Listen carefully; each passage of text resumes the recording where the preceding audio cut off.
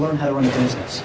Now, at the end of the day, when you think about the conflict, if I were doing something that I didn't have a good understanding of, didn't have the control of how to master that too well, I might deem it as a conflict, a challenge, or whatever the word we want to choose here might be. So it's not surprising that many physicians deem this myth to be just that. Again, as Dr. Ismail said, you didn't get that type of training, but it is essential that you do have that type of training. So let's go back and talk about what matters most.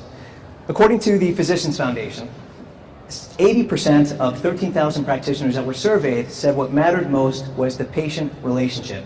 That's a good thing. That's where it should be. It's where the heart is. It's why you decided to go to medical school and do what you do, to care for patients and make the world a better place with healthcare.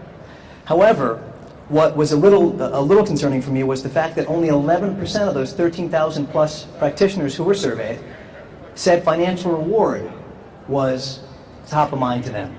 Again, that's a pretty big disparity there, 80% versus 11%. What has to happen is the understanding that running a business and running a practice as a practitioner have to coexist in order for you to deliver the very best healthcare to your patients. And I'll explain a little bit more why as we go in there.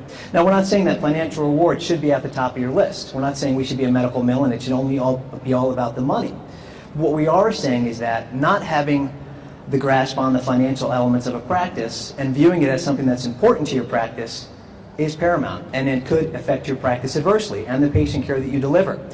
So I say it like this: financial reward really should be the servant that serves the master, that is patient relationships. Okay, obviously the master of your practice is the patient relationship. It's what you want to deliver, and it's the skill set and the desire you hope to achieve for all of your patients.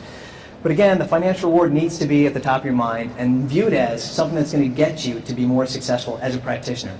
With financial reward, you can buy better equipment, you can hire the right people, you can manage things better. So again, those are all important things to consider when you're looking at the dynamics of what they deem to be important.